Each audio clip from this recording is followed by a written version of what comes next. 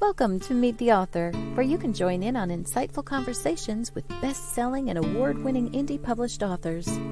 Your hosts today are Rob and Joan, who themselves are indie published authors, book publicists, and paranormal investigators with Tampa Bay Spirits, based in Tampa Bay, Florida. Thanks for dropping by.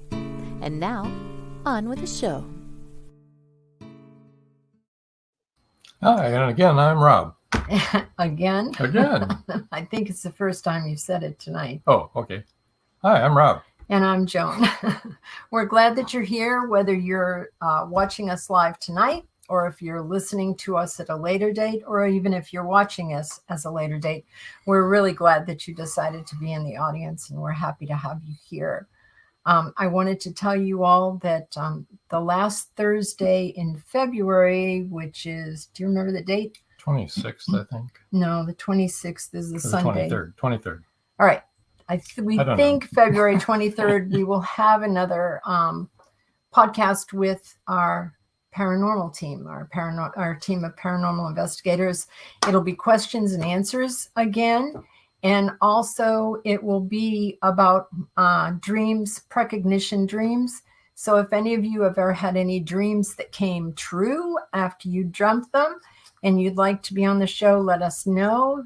Just email us and we'll be happy to have you on. That'll be for Haunted Campfire Tales. Yeah. And it's on a Thursday. That's Thursday the 23rd. Yeah. Marjorie Daring says, hi, everyone. Hello, Hey, Marjorie. Glad to have you here. Marjorie won a coffee mug on our she sure did. Our first show. C.W. Hawes is here. Hi, Rob, Hey, Joan, CW. Cindy, and Linda. As you can see, Cindy and Linda are already up on the screen. Joe Conjal says, hi, Rob and Joe. Hi, Joe. Glad to have you here. Paul Hollis says, hello, everyone. Hey, happy to be here. We're happy that you're here. Chris Chrisman says, good evening, Rob and Joan. I made it on time. Yay. Yes, you did. Yeah. And Caleb Pirtle said, glad to find the road back to Magnolia Bluff. There you go. That's where we are tonight. We're back in Magnolia. And Joe Conchal said, yay, looking forward to the haunted campfire talks. That was fun. Yeah, it should be really good. And Robin and Joy both want to be on again because they've already had Joe Conjal misspelled tails and wants us to know he actually does know how to spell tails. Yes, very good spelling. Yes. Robin and Joy will be back on because they wanted to be back on because they both have had precog dreams or dreams that have come true. That we might have another special guest star. You never know. Well, I hope so. Guest. We would like to have another guest. Chris Chrisman said, and hello to Cindy and Linda. There you go. Want to remind everybody, Voice of Indie podcast on blogtalkradio.com right after this show, Beam Weeks and Gary G's. Tonight, let's see who it is tonight. We can tell you who it is tonight. It will be Kristen Howard is going to be the guest tonight.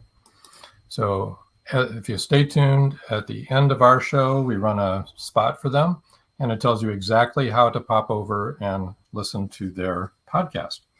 I want to remind everyone, episode rewind coming up this Saturday night. It's Mark Langley, episode 63. He's the author of the Arthur Nakai mystery series. Speaking of New Mexico. Yeah.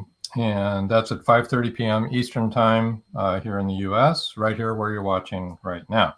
Next Wednesday, we've got Savannah Loy.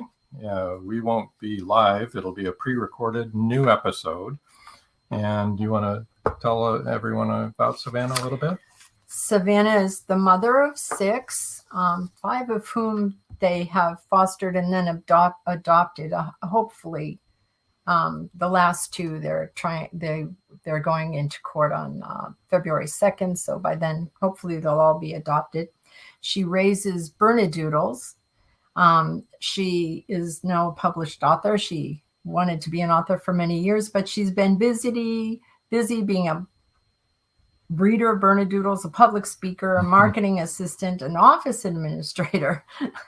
She's been busy, but she's been very busy. Really enjoyable interview. You'll like it. Okay. I want to also tell everybody Siren Hunter will be released on February 14th, Valentine's Day. You don't have to email that email right there. You can go right to Amazon now and pre-order it. Okay, it's available for pre-order right now. It's George Dismuke's Siren Hunter. Okay, and we have a couple of comments here. All right. Let me see.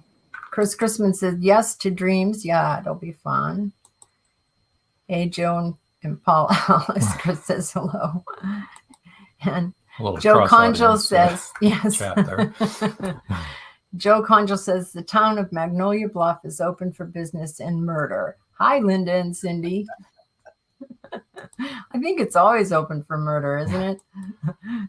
And Paul says hi, Chris and Joe. Oh, and our dog is not happy at that noise in the background there. Okay, quiet. All right. That's what it was. Yes, the delivery next door. Since the town is open for business right now, why don't we bring in our guest tonight? And hello, Linda and Cindy. Well, hello, everyone. Hey, everybody. Welcome to Magnolia Bluff. Place. Of course, I think Linda's closer to Magnolia Bluff than any of us are because she's in Texas. So. Right. That's right. But Cindy and her husband and Rob and I are in Florida. Yeah. Well, if you have a good imagination, you can go there anytime. That's absolutely very true. There you go. That's Just crack very open true. the books. You're there. Let me bring up the cover of your new book, unless there's something you'd like to talk about first, Linda. Oh, no, that's okay. I'd like for people to see it. All right. Linda, I believe yours is coming out February 20th, you said? That's correct. That's correct. Okay, and it's the Doggone Diamond Dilemma. The Doggone Diamond Dilemma. I think that's a fun title, and it really gives you a clue as to what happens in the book itself. A dog is kidnapped. There's a diamond mine in Africa. And so the diamonds somehow mysteriously are in Magnolia Bluff, but nobody knows where they are. Uh-oh. And is the dog that is kidnapped? The dog that's kidnapped belongs to Esther, who is a really good friend of Caroline McCluskey, the protagonist of the story. So the story evolves around Caroline, who was dog sitting since her friend has gone missing, and someone steals the dog from her front yard. Oh, no. So Caroline's pretty stubborn. She's curious. She has solved crimes before, so she just considers this a challenge. And she brings her best friends into the picture, and they have dubbed themselves the Round Table. Okay. And Magnolia Nadine is one of her friends. Magnolia is director of the women's building in Magnolia Bluff. She coordinates all the events that occur there, and many times will stay in town and spend the night at the women's building, especially when she's been to Lou Ellen Muller's lounge and had a little bit too much to drink. She won't have country roads, hilly roads in that Texas Hill Country, because they can be treacherous at night when it's dark, and a lot of deer get out on the highway. So Magnolia is pretty smart. She's going to stay in town and take care of herself. Daphne Lee is a member of the Round Table, and she owns the Headcase Beauty Salon in town. And she is a tiny little character with really curly red hair that she usually has to wear a headband of some kind to keep it under control. And then, of course, there's Lou Ellen. She's a member of the Round Table. So these four ladies have many narrow escapes in this story, and they have some really humorous escapades along the way as they search for Esther and the dog. And the dog. What is the dog's name? The dog's name is Adam.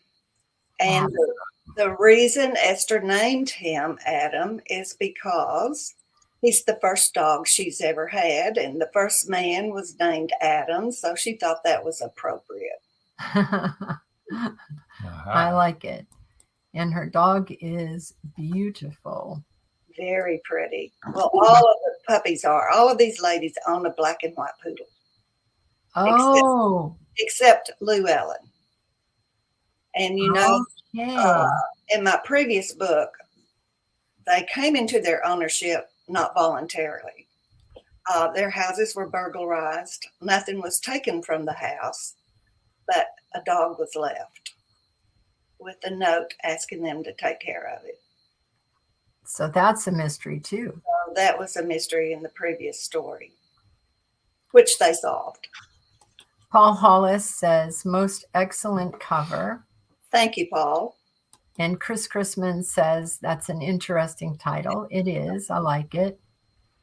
I wanted a catchy title, and all of my Magnolia book titles will have the word dilemma. Excellent. That will kind of tie that particular series together as far as my authorship goes. Yes. We assumed you meant the one that you were writing. Caleb Pirtle says, when you live with an author who kills off as many as Linda does, you sleep with one eye open. I bet. Well, I learned from the best, and he's the one.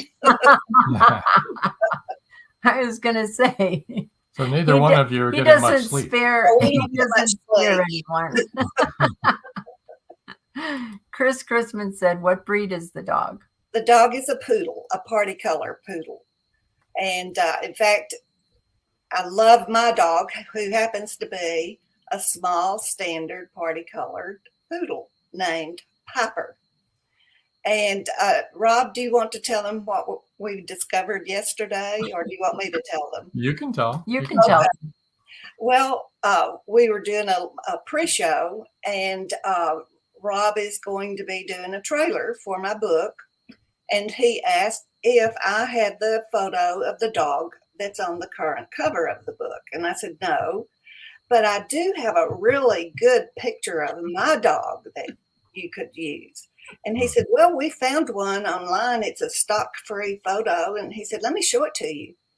He pulled it up, and I just, that's my dog. That picture was taken by my grandson.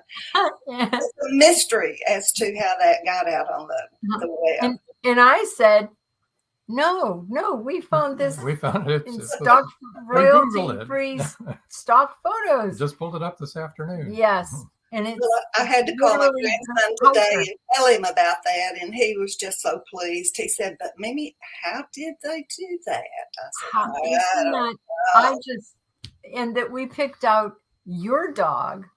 I know, it's amazing. Your trailer. That's crazy. I think we can blame the AI for that. I think Cindy channeled it. Oh, that could be too. Chris Chrisman says everything is connected. LOL. Exactly, Chris. You're exactly correct. It is. It's crazy. I thought that was humorous. So I think it's really humorous. I was really stunned though. I was too. The chances of that. But of course, I think it's hard to find party poodles, and never mind photographs of. Right. I have a difficult time. Yeah. That's true. Okay. So this is book 10 in the Magnolia Bluff Crime Chronicle series. And, but it's the first one for 2023. That's correct. First release. Yeah. And let me tell you, to get that book ready, it usually takes me a year to write a book, because there's always a certain amount of research that you have to put into the effort. Right. It was a Herculean effort. And I just hope that all the misspelled words have been corrected. The splices are not there. You know? But, I really enjoyed doing it. CW, I know he's been on your show. Many of your listeners have heard him. He is the one who really came up with this idea.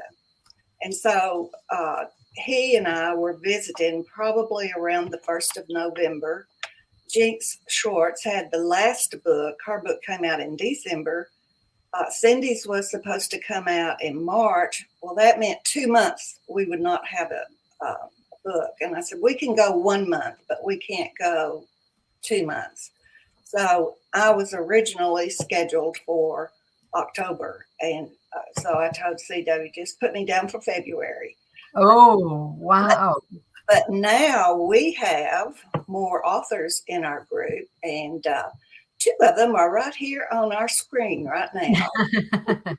Yes. Yeah. So happy to have you.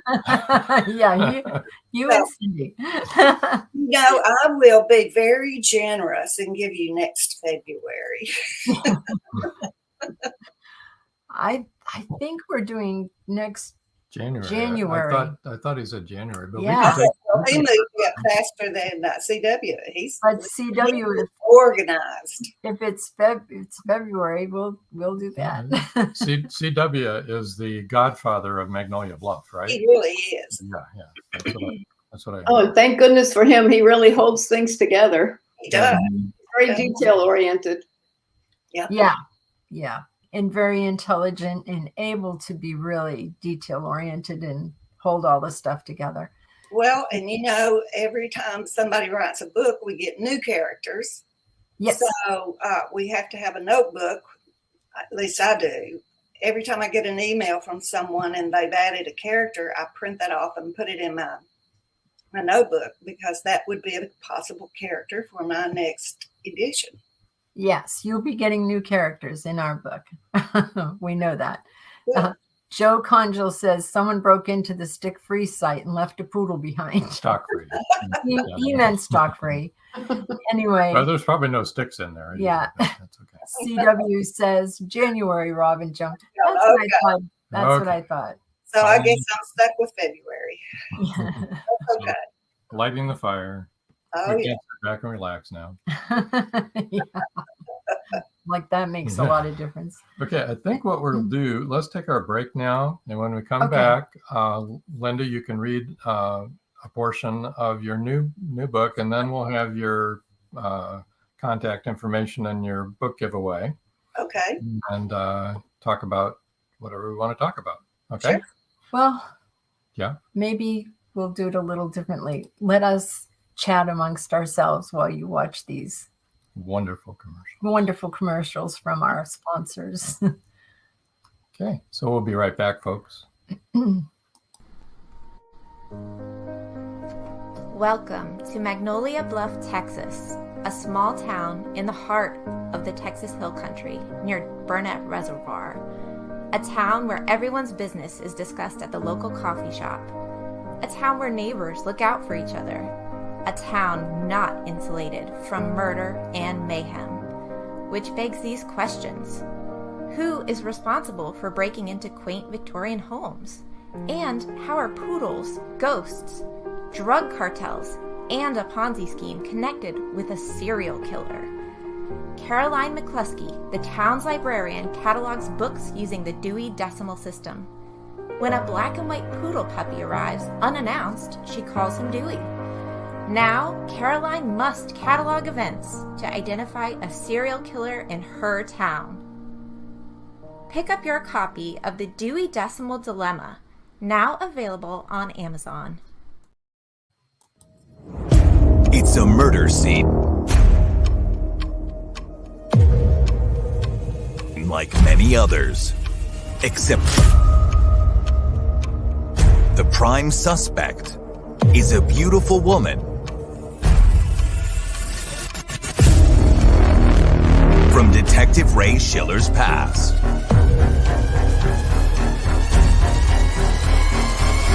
Ray is determined to help her. But at what cost? Targeting him for his interference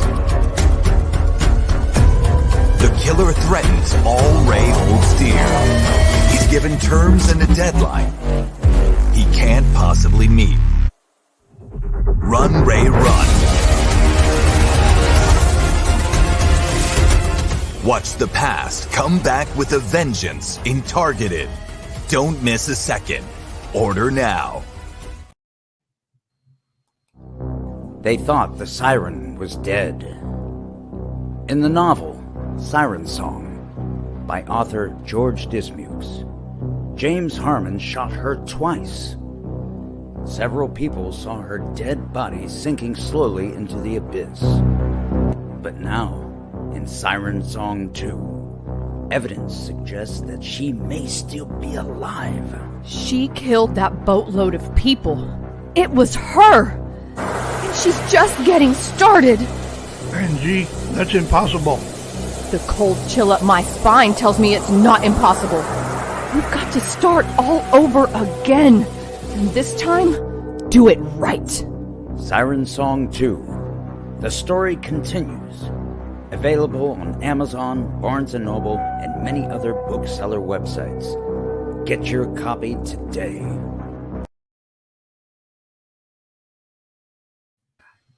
There we go. And we're back. We're going to do it the way Rob suggested. He explained why he wanted to do it that way, and it made sense. Chris Chrisman says, so how many authors do you have writing in the series? Currently, Chris, we have 11, I believe. We started with 9.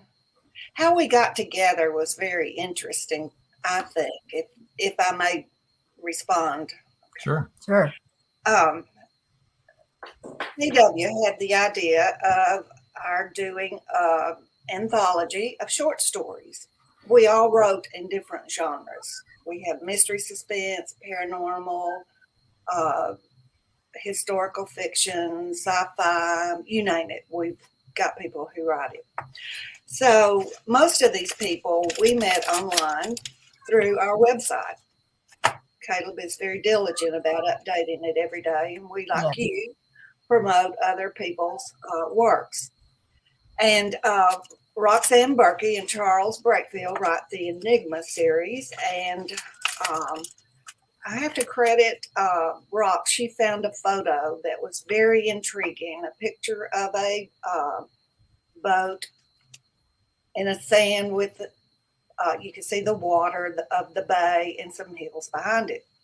So we chose that photo, and everyone wrote a short story from their point of view with that photo as the inspiration.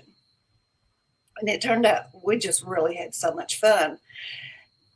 Herding authors is like herding cats. So we decided after many, many conversations how we would, divide up the royalties. We were all going to get rich off at one anthology, of course. We decided that we would donate all the royalties to a charity. And we all submitted, and then we all voted, and we chose the Rubicon, which is an organization that helps veterans. And Roxanne keeps up with, she put it online, and then she keeps up with how much money that book is making. Anyway, we had so much fun. We decided then we'd just create an imaginary town. We chose the Texas Hill Country because of it's really a beautiful area, and the weather is usually fairly nice. And so then we had to decide what would we have common on the front of each one of the books. We chose a welcome sign to the city. We have a map of the city with all of the different stores around it located. It surrounds a common green in the middle. You don't see too many Texas towns like that. It's kind of a New England influence there, I guess. Mm-hmm. But it's a quaint town, and lots of interesting characters. And 2022 went so well that we decided we'd do 2023, but who knows? We'll take it a year at a time and see what happens. We have a comment. Joseph Carabas says, Rox and Charles are friends. Hello, Joseph. Hello, Joseph. Welcome to the show. Chris Chrisman says, that's an awesome way to split the royalties. It is. I agree. It's a wonderful way.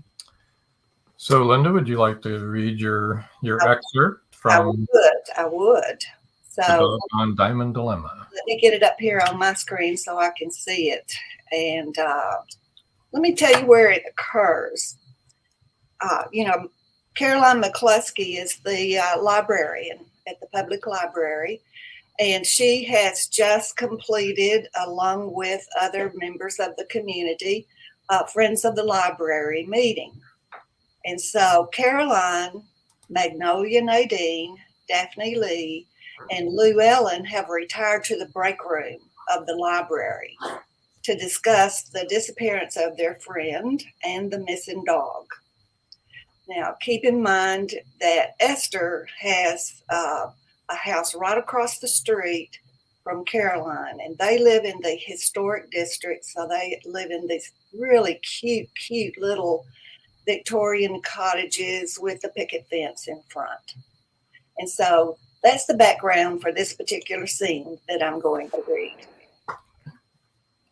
Daphne poured Pinot Grigio into her wine glass.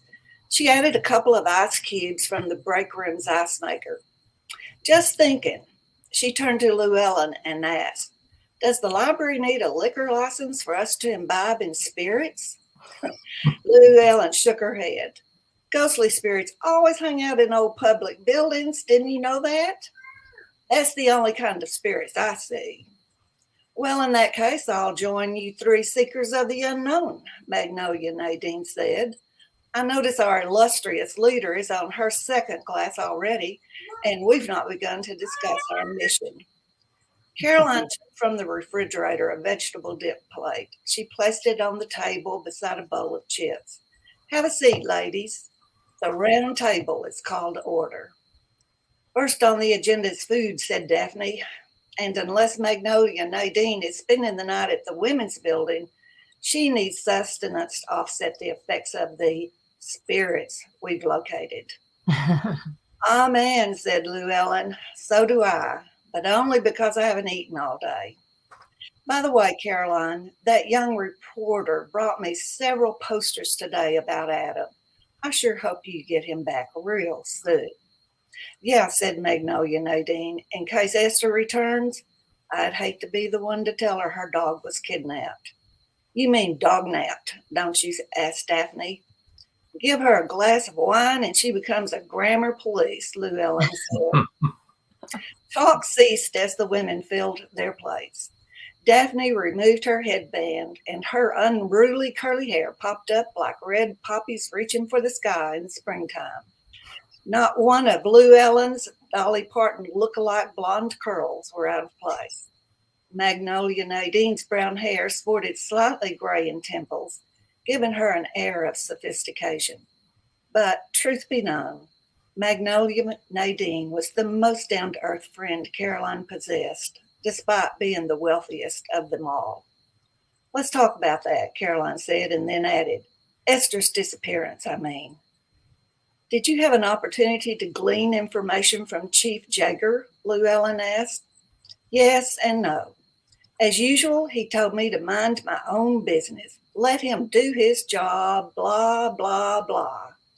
But when I mentioned the bi-weekly arrival of a cleaning crew and a lawn maintenance team at Esther's, he perked up.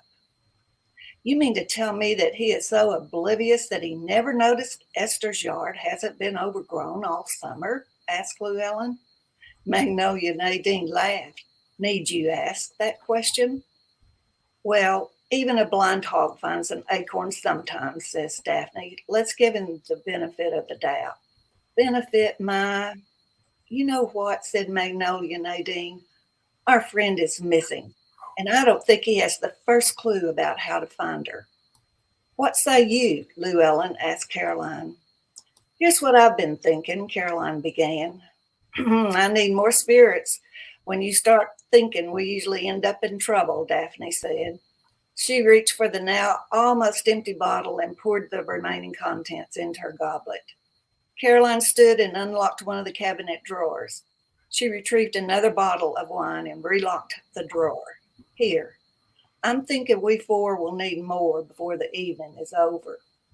She waited for Magnolia, Nadine, and Lou Ellen to replenish their glasses. Think back, Caroline said. With the exception of Lou Ellen, we were burglarized last October. Remember, it was Esther who helped the culprit break into our homes. She waited for both Daphne and Magnolia Nadine to nod. And while we have fallen in love with the cute little puppies they left behind, I think it's time we turn the tables by doing a little breaking and entering of our own. Excellent. Wonderful. That sounds very good. It does. It does. All right. So here's the book giveaway. Book giveaway, everybody. The first 3 people to email lsgp2019@yahoo.com will win an ebook copy of The Doggone Diamond Dilemma. Yes. So get to typing, guys. Okay. Looking forward to hearing from someone. Here's the email in big letters so that you can see it. And there's the Magnolia Bluff sign there that she was talking about. Mm-hmm. Welcome to Magnolia Bluff. lsgp2019@yahoo.com. Yes, go ahead. And we all have cups. Oh, yay. Excellent. We also have 2 comments here. Let me see. Oh, we have 3 comments. So Joseph says howdy after I had said hello and welcome. And George Dismuke says better late than never. Better late than never is right, George. Welcome. And Chris Chrisman says, well done, Linda. So thank you, Chris. And I agree. Very well done. That sounds very intriguing. Right. And I can't wait to read it. Yeah. And it's really fun getting reconnected with your characters, Linda, because I love the story where the puppies all appeared. Oh, yeah. Oh, yeah. Thank you. Thank you. I enjoyed writing that. Well, it's also fun watching how they develop as the books, the series goes along. Yes. And Bliss is going to appear again, I'm sure, in my next book. Now, Bliss is a very interesting character. She is Cindy's character, and I'm not going to steal Cindy's thunder. That's good. Go for it. She's great. I love her. She's fun. Caleb Pirtle says, the new authors who have joined the Magnolia Bluff Writing Project are Joe Conjal, Katie Niven, and Robin Joan Carter. Yep. Cast of characters. Yeah, a whole bunch of characters. So that brings Who us needs books? That brings us to Cindy. Yes. Hello, Cindy. Hey, everybody. It's nice to be here. That was a really nice excerpt from your book, Linda. That was fun. Thank you. It was very, very good. I tried to get a little humor in this book instead of being. And I didn't hear any typos. Oh, good. I'm glad you didn't hear any. I didn't either. I didn't see them either. So we're good, right? Yeah, we've had New York Times authors on. Guess what? They have typos in their books too, from the big publishing houses. So yeah, I don't worry about that like I used to. It happens. How it happens, I had a book that came out in 2004. It's had 2 different publishers. I've re-released it. And I don't even know how many people have edited it, gone over it. And we still found a typo the other day. Always. Crazy. It wasn't anything serious, but it's, how does that happen? There you go. A friend of ours that's a registered nurse read where we had said, we wanted to say that he dozed, and instead the typo was dosed. She said, what did you dose him with? He dozed off. I said, nope, dang it. Dozed. I can't tell you how many times people have gone over that. Nobody caught it. Nobody did. It wasn't written that way, by the way.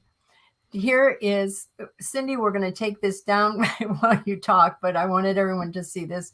When Bad Things Happen to Good Mice is the name of this book. So notice a little mouse. Yes. Oh, okay. No, in little the mouse. little doorway. Yeah. Or it's a very big doorway and a very big mouse. No, he's a little mouse. Oh, okay, good. It's not a giant mouse. So tell us a little bit about your book. Oh, well, I need a little preface, I guess. Liz is, like Linda said, kind of an interesting character. She came out of nowhere. She's a rich girl who, age 19, kind of ran away from home just to escape all the rules and regulations that she was going to have to go through to inherit, the family money and everything. So she covered her tracks, got herself a new identity, bought a used motorcycle, and drove off into the sunset. Her bike broke down, and wouldn't you know, she was at Magnolia Bluff. So she gets into town and she ends up solving a mystery. But part of her MO is that once she did that, she's gone. She doesn't want any ties to anything. But in the meantime, her ex-boyfriend showed up in town. Nobody knows how he got there because she didn't tell anybody where she was going. But during the Celtic Festival, he was murdered and his body was found under the woodpile, at the bonfire. So everybody, one of the characters in town, I believe it was really good a really good wood-fired coffee guy who said he saw her in town at the time when Barry, the boyfriend, was there. So she's gone now. Somehow they find her, and the book opens with her being dragged back to town in the back of the police car. So she's under arrest right away. And knowing she's had nothing to do with this guy forever, a benefactor in town that we never really find out who it was, but I believe it was Mr. Really Good Wood-Fired Coffee, who pays her bail. Normally bail's not available on a murder charge, but he gets her out, and she sets to work with a couple of friends to try to find out who killed the boyfriend. So she's working with Whitney Gale, who is new to town also. She just opened an interior design shop, and Hannah, who is owns the package ship. So they band together and get into all kinds of trouble. Well, we have a bunch of comments. Let's see. CJ Peterson. Hi, CJ. Hi, CJ. I think you all know her. Says, hi. I know those two ladies. I haven't seen you. It's nice to see you. Yeah, it is nice to see her. And Chris Chrisman says, typos are like gremlins in computer programming. LOL. Joe Conjal said, I've had 2 typos on this podcast tonight. Yes, sticks. And tails. Yes, but who's not to counting? Point those out. Yes. I'm not an editor or anything. Well, we have one sitting right there. We do have one sitting right there. Chris Chrisman says, I love that title. Paul Hollis says, fun title. CJ Peterson says, cute title. People like the title. There you go. Oh, there's a story. There's kind of a story behind it. Tell it. Bliss doesn't realize that she's psychic. She's kind of coming awake. And the first thing that happens in the first book is she starts seeing auras. And she has no clue what they are, but she kind of looks it up and muddles her way along. But at the same time, she receives lyrics from musicians that kind of predict her future. The problem is they don't appear long enough, fast enough for her to figure out what they mean. And she's always in trouble because she misses the meaning. So in this book, When Bad Things Happen to Good Mice, it happens to be a title of one of Tom Chapin's songs. So Tom Chapin is the one whose lyrics pop up in this book. Interesting. So that's where the title came from. Yeah. It's very ingenious. Yeah. CJ says it's good to see y'all too. And George Dismuke says, seems like there are a lot of murders that take place in Magnolia Bluff. Wonder if I can talk number 3 into moving there. Oh boy. Caleb Pirtle says, one thing that makes Cindy's Magnolia Bluff mystery so interesting is that she always has a festival, from the Celtic Festival in her second book to the Persimmon Festival in her first one. Yeah, the Persimmon Festival, that was really That was it was real puckery. And she didn't know what a persimmon was. She had to suss that out to figure I researched it and I'm still not sure I know. It's a Texas thing.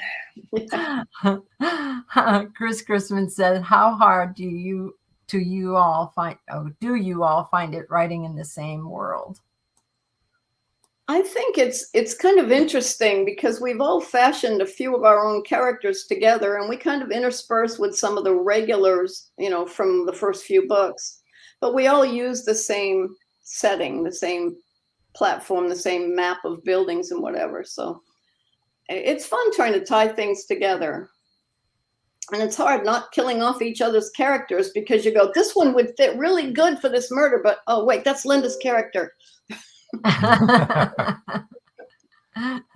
Yes, we have a list of who we can and cannot kill. We have a stack of papers. And it's getting longer. We got a message from CW today, and he's got a whole list of new characters. It's like, what? Well, he said there's 10,000 people in the town, so he's bound and determined. He's going to introduce all of them, I think. I think so. I hate to interrupt, Cindy, but we also have to be careful we don't bring someone back alive. Yeah, I know. We have to have a certain document where it crossed off a little colored lines. Right. But though we may be bringing some people back in our book. Oh, cool. That is cool. That would be great. Yeah. We can Chris Chrisman says, puckery, I am so stealing that word. And another CJ, cool thing. Oh, go ahead.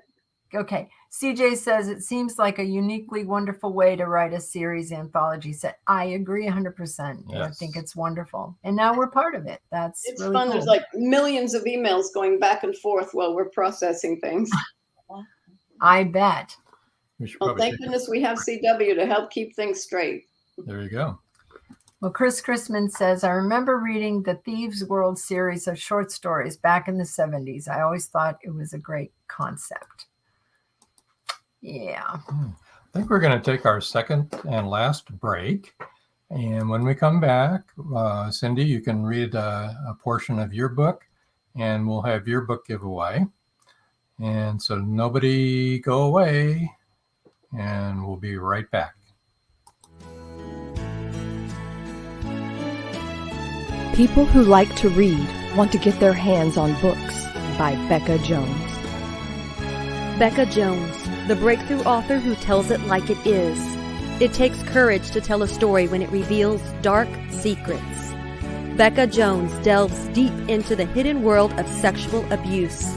She tells what happened and also tells how she survived. Meant to Be is much more than just entertaining. Meant to Be gives you a point of reference, hope to cling to, and becomes a guide for survival if you have suffered the same thing. Meant to Be, Becca Jones, a must-have. Meant to Be is available on Amazon, Barnes & Noble, and many other bookseller websites.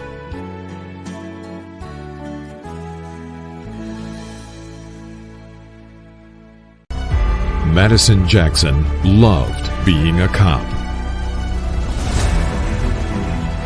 A young girl is raped and murdered near Burnett Reservoir. Madison vows to get justice for the child. Madison travels to the heart of Mexican cartel country. She is kidnapped, tortured. Will Madison ever make it home?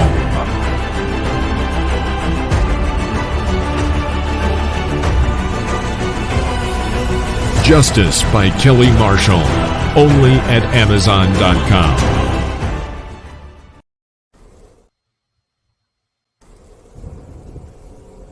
Many secrets are hidden within the darkness of the jungle. Behold, this one about a man, a woman, a black jaguar, and an ancient Maya legend. Two Faces of the Jaguar is a novel by George Dismukes that will take you deep into the jungle and capture your imagination until the last word. Two Faces of the Jaguar is book one of a trilogy. Two Faces of the Jaguar, where only the adventurous dare to read. Two Faces of the Jaguar, The Lost City, and The Jaguar's Quest are available on Amazon.com, Barnes & Noble, and many other bookseller websites. Two Faces of the Jaguar, the book people are talking about. Get your copy today.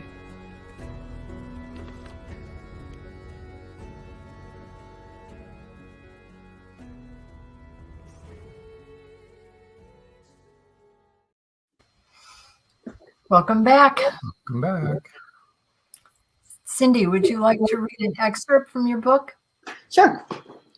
I think I should mention that one of the really cool, quirky things that happens in book one is when Bliss gets back to town, she finds that the owner of the general store has been murdered. And, well, everybody thinks it's, natural causes, but he comes back as a ghost in the room where she stays, and there's a pet toucan. So she ends up adopting the toucan. So you may hear a little bit about him. Awesome. All right, a little bit of preview to this. Miss Bliss lands in Magnolia Bluff this is not part of the story, when her motorcycle breaks down. She solves a crime and leaves, but she's hauled back a month later when her boyfriend's body is found under the bonfire of the Celtic festival. Things look kind of bleak. Somehow, though, a kindly benefactor lets her out of jail. With the help of her pet toucan Diablo and lyrics from Tom Chapin's song, she sets about clearing her name. I'd forgotten that I already told you that. All right, we'll pop into the scene. I lie on my back on the narrow bed, arms folded under my head. The brain for once is quiet. Not a single song lyric trickles through the exhaustion. Diablo settles on the pillow, leaning his long bill against my cheek. His breathing sounds almost like a cat's purr. The room darkens a moment as if a shadow passed outside. Diablo bounces awake. We gape toward the windows. Trinity's warning of caution blares in my mind, but I see only the expansive brick wall across the way. Diablo, alert, copies my movement, staring into the alley. After a moment, he relaxes and we drift back to sleep, and I dream I'm boogieing along on my bike. Diablo flies ahead, scoping out the area to make sure the coast is clear. This time we aren't stopping until we're as far as we can go southern shore of Burnett Reservoir, probably somewhere in South Bay. No, that's too close, too easy for someone to find us. This time we'll go all the way to the Florida Keys. I hear each of the islands hold the culture unto itself. One by one we'll explore them, so perfect to do this at leisure with no pressure, no timetable. The bike bumps down a narrow rutted road, one of many we've tried today. I'm looking for a secluded cove in one of the dozens of small bays along the eastern side of the lake. My sixth attempt. Grass grows tall and thick. No one's been this way in ages. It's quiet, and we're blessedly alone in front of my one-person tent, water lapping on the 6-foot section of beach between some overhanging palms. The air is scented with the usual wet soil, but somewhere nearby, a steak is cooking over a charcoal grill. I sit before the campfire, eating soup out of my battered tin saucepan, watching the stars pop all over the black night sky until Tommy shows up. This time, Diablo is on scene to prevent him from arresting me again. The colorful bird causes a raucous commotion, squeaking and flying at the chief, leading the charge with that ginormous bill of his. Tommy remains calm through it all. He stands there, shielding his head with an arm and gesturing with the other to make him stop. I remain where I'm seated, staring up at the big man silhouetted against the midnight sky, unable to believe he found me again. I was so careful, even going so far as to get cash and groceries before leaving Magnolia Bluff. When Diablo regroups for a new attack, Tommy drops beside me, places a hand on my shoulder, and then holds a cloth across my mouth. Everything's going to be all right, he whispers. Come back with me, Bliss. I wake with a headache to beat them all. My skull pounds so hard my toenails hurt. I never felt anything like this, not even the time I got hit with the baseball bat. Of course, the hospital poured so much painkiller into me, I didn't feel pain for a week. No idea what time it is. I close my eyes and listen for rain. I love how it pitter-patters on the tent. That's when I remember the stars, the smell of the campfire, and the toucan nestled against me. In my mind's eye, I see Tommy's beefy shadow blocking the moonlight. How did he find us way down in the Keys? Probably put a tracker on my bike. But wait, why would Diablo attack Tommy? He likes him. What was on that cloth he put against my face? Gosh, I'm so mixed up. The fog in my brain is keeping me from any logical thought. I relax and will the headache to subside. But when it doesn't, I decide to find some aspirin and go outdoors. Fresh air always clears my head. I sit up, but right away I'm jerked back down. The bed is hard as a rock and pain again shoots into my head. Ah, you're awake, says a soft, low voice. It hurts too much to turn my head to see who's there, but definitely it's a solid human being, a person breathing out in small, whispery gusts. Tommy? There's a slight, deep voice chuckle. No, guess again. Yeah, no, I'm done playing 20 questions. I relax once again and let my senses guide my impressions. Where am I? Not in Key West. That was a dream, right? Well, more like a nightmare, but still. A single deep inhale and exhale says maybe not. I do indeed smell the smoldering campfire. At the same time, no fresh air aromas come, which means I must be indoors and there is a fireplace, which means it's not my room. My room in the general store always smells like cardboard boxes. Since my return, there's also an overtone of vanilla and from the candle Amanda bought. I call for Diablo in my head. He doesn't appear. Should I be concerned? I guess at this time it's better to worry about myself. I try again to sit up, but again I'm jerked back down. Now I'm sitting here waiting on the angel band in my last suit of clothes with a strap across my chest. I repeat, not waiting on angels, Mr. Chapin, but I do seem to have some sort of binding across my body. I lost my place. It's keeping me flat on my back. Come on, Tom, give me some lyrics that'll get me out of here. Not tell me something I already know. It's like a bubble's been burst, like we're marching in reverse, heading straight from bad to worse. Geez Louise, that's a boisterous amount of no help at all. It's up to me to figure out who's captured me and why. I let every muscle go limp and liberate my senses to search past the burnt wood scent. Okay, now I'm getting some kind of chemical odor. It's not a familiar smell, but in spite of that, a word pops into my head. Chloroform. A vague memory arrives of Tommy covering my face with a cloth. Oh gosh, it wasn't a dream? That was good. Wow. That's good. Now we need to find out what happens. Yeah. Thank you. And it was scary. Yeah. Because she's a 19-year-old girl. It's terrible. Well, it's really hard too when you're doing a dream sequence where reality is involved at the same time. Yeah, where it's coming in and out. Yeah. Yeah. Well done, though. Very well done. We have a comment. Joe Conchel says, Bliss is a great character, 19 years old, loves pizza, and rides a motorcycle. What's not to love? Yeah, guys should love her. She's not the least bit materialistic. She's an easy keeper. And Chris Christman said, I love Bliss, just going by the description. And he also says, awesome reading. Thank you, Chris. Yes, it was. It was really good. Okay, so that's book 11 Mm-hmm. in the series. Yes. And that's going to be out about March 18th, right? Yes. Okay, that's the release date. So is it available for pre-order yet, or No, a few more weeks yet? Not yet, but we will be very soon. Okay. Okay. All right, cool. That's cool. We're going to have a book giveaway here for you. Let me put it up. For your book. The first 3 people to email, that's the wrong one. I know, Okay. I got it. There we go. Cindy Davis, author 46 at gmail.com will win an ebook copy of When Bad Things Happen to Good Mice. When it's released, you will get those. Yes, can't get it Can't before get them it's before released. that, obviously. That would be kind of weird. Yeah, it would be kind of weird. Supernatural. This is Cindy's email. Rick said he's got it. Well, Yeah, he has privileges. there you go. Cindy Davis, author 46 at gmail.com, and that's CINDYDAVIS. And I think you all know how to spell author. So get typing and get some of those books for free. That is awesome. Yeah, I'll leave that up. But You know what? I took the ticker took down. the ticker down. Bring that. There it is. I didn't mean to. Get that ticker out of here. Sorry about that. We do have a comment which will go over this. Okay. So Chris Chrisman has a question. I don't know. So are you traditional or indie publishing, Cindy? Just indie now. I've been through a lot of the traditional publishers, and I'm happy being indie now. A lot of people say that. Yeah. They go that route. How about you, Linda? I'm indie. Indie. Yep. We are also it's indie. a good way to go. Yeah, it's worked for us so far. Well, how was it working on the second book, Cindy? It went like a snap. Did it? Yeah, the last year and a half, the books are just falling into place for me. It's amazing. That's good. That's good. You're in a good Yeah. headspace. I'm already putting together the plot for the third book if we decide to do it, because Linda, you talked about the spa. Yes. And there's a husband and wife couple that own a new spa in town, and one of them is going to die.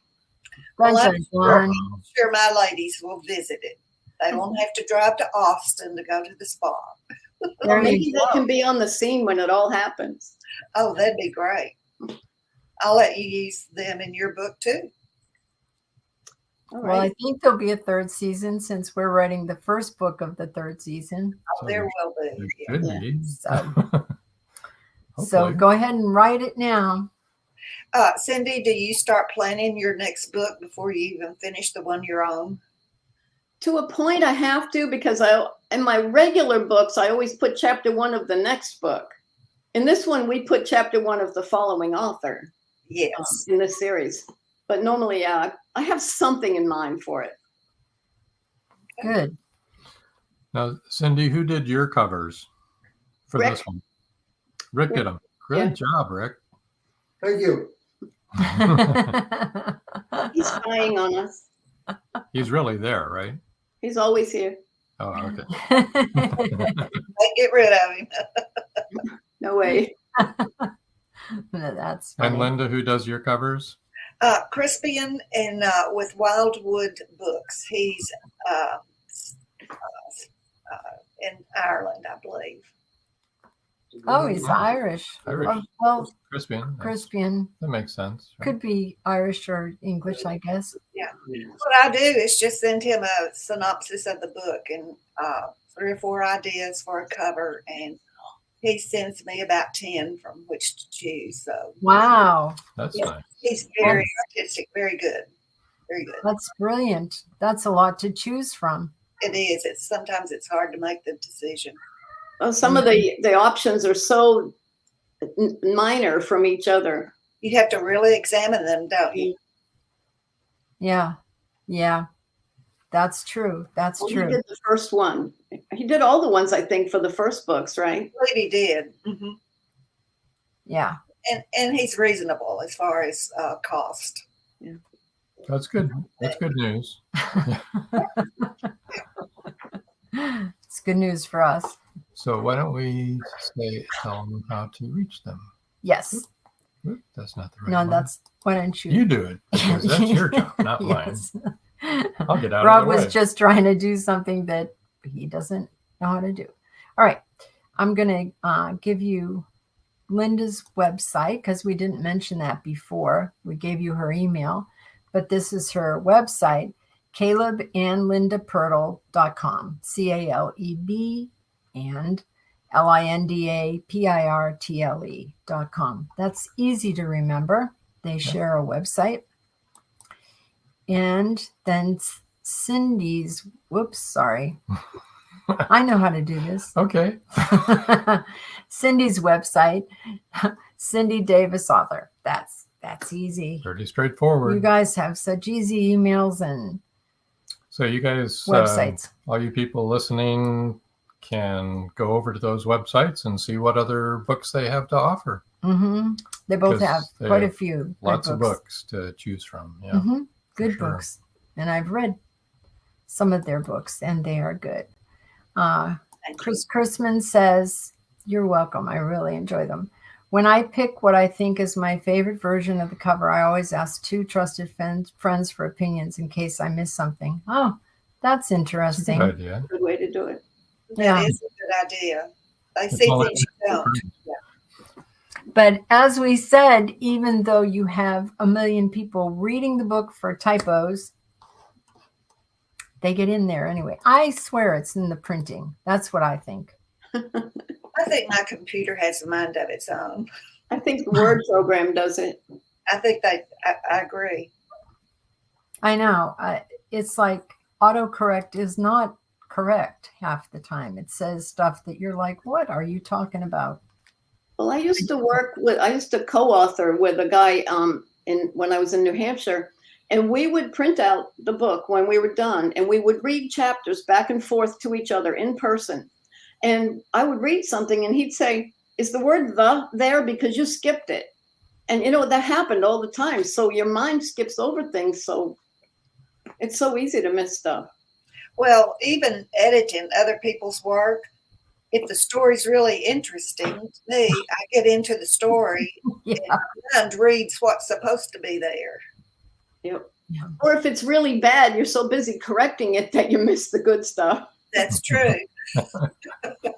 There you go. I've experienced both. Yeah. So Chris Chrisman said he hates using Word. Yeah, he's right. Your mind does insert things. It does. Or maybe it fixes the typo. Yeah, you do. You read what you're expecting to. Your brain sees what it's expecting to see and reads that, inserts that in there. Chris Chrisman says so many books, never enough time. That is true. That's very true. Look behind me. I've got 2 bookcases, and then I've got books scattered every place else. CW says that's why I have the computer read the story to me. Yeah. A lot of people do that, CW. They have the computer read it to them. Another author, a couple of authors have been on, have said that. But yeah, but that is what your mind does, It expects to read something. And I think that a lot of us skim when we read. And even when you're trying to read every single word, your brain just keeps going really fast, and you read what you expect to read and you don't see it. Right. Well, Caleb told me one time, read it backwards, start on the last page and go back. That just drives me nuts. I can't do it. That sounds like a train wreck. That really literally just made me want to go, whoa. It never made sense to me, because how do you make sense of a sentence if you're reading it backwards? Yeah. And it's good if it helps me if I write something and then leave it for a few days and then come back and read it critically. It helps. That does help. Chris Chrisman said, I read mine out loud while writing sometimes. I always tell my authors to do that, because you can hear there's always a rhythm to a sentence, even if it isn't poetry, and you can hear that if you read it out loud. That's true. Do you talk to your characters? Excuse me. I'm sorry. Go ahead. Cindy, do you talk to your characters when you're writing? I do. And Rick always says, were you talking to me or them? Yeah. Well, I think our characters are children, so you talk to them. The problem is ours talk back. Yeah. That's why we talk to the characters. They're talking in here. Some of them just won't go away. There you go. And like music in Joyce and Bliss's head. Yes. Yeah. That would drive me crazy. I'm glad that doesn't. Oh, it happens to both of us all the time. Sometimes we'll have the same song. Yeah, I don't. Well, sometimes I get earworms. I get songs, but they're not sending me a message, is what I meant. Right. That would drive me crazy. I get my messages in pictures. Yep. Oddly enough. Yes, you hear where it's off. Chris Chrisman said that. Joe Conjal says, I think Caleb was having fun with you, Linda. He always does. Chris Chrisman said, the outlier part was an issue with my wife in the past. No, I am not talking to you, Annie.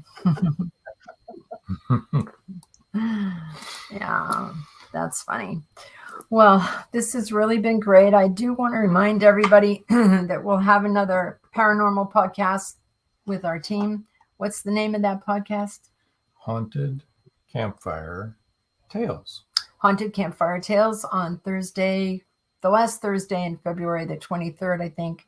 And it will be about dreams that come true. So if you had a dream that came true, or if you have a ghost story, please email us and we'll put you on the show. Paul Hollis says, another wonderful show. Thanks, Rob and Joan. Wow, no ordinary books in Magnolia Bluff. All are outstanding. Thanks, Linda and Cindy. They're so well written. Chris Christman says, wow, another great show. Thank you. Cindy and Linda. Well, thank you guys for coming. Thank you for having us. Yeah. So we're going to move you two guys over to the side here. Thank you for being on the show. Thank you for joining us. Yes. Stick around until we come back to you once the closing comes on. Okay. And move you over like that. And let's see, one more thing here. I dreamed I won the lottery, Joe says. Still waiting for it to come true. Yeah. Well, that may not have been a precognition dream. Pretty much everybody's dream there, I think. Yeah. Not that it doesn't come true. But, yeah. Okay, so a reminder, join us for episode rewind Saturday, 5:30 p.m. right here where you're watching right now for Mark Langley. And next Wednesday, watch Savannah Loy, episode 95, same place. And let's see here. What else do we want to do? That's about it, right? I think that's it. All right, then. Unless there's anything else, we're going to go ahead and say good night. Until next time. That's all, folks.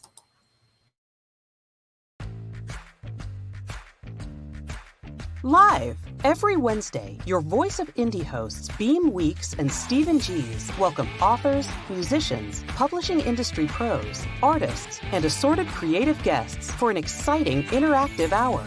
Call in during the show or post questions and comments on Twitter for responses in real time. Meet your favorite indie creators, learn inside tips, network, and promote your work. The link for each week's show is pinned on Twitter atop @VoiceOfIndie. And you can receive the link every Wednesday morning in your inbox by subscribing to our newsletter at freshinkgroup.com. Check out Voice of Indie every Wednesday on Blog Talk Radio and catch hundreds of episodes archived everywhere from our websites to our YouTube channel and Spotify. Thank you for joining us here on Meet the Author. Make sure you stay up to date with our show by clicking like, follow, and share. And you can find us on Spotify, iTunes, and more. See you next time on WLFE-DV.com.